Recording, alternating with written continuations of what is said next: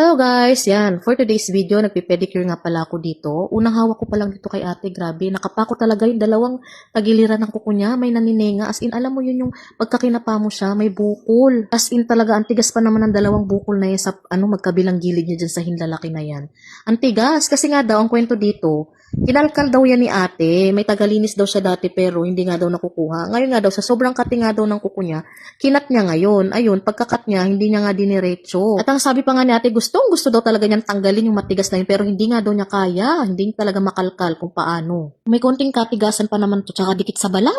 Ito may putol dito yun. Ikaw ba nag-cut nito? O yung pinilinisan mo rin?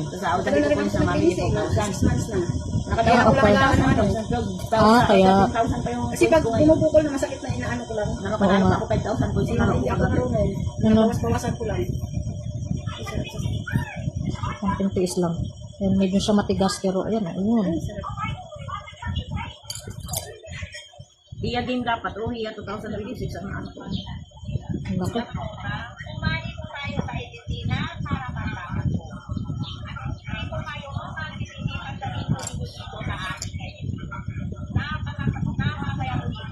Ayun kasi dun sa libis, nagdadala ko tayo. Wala nang bilog. Ang laki.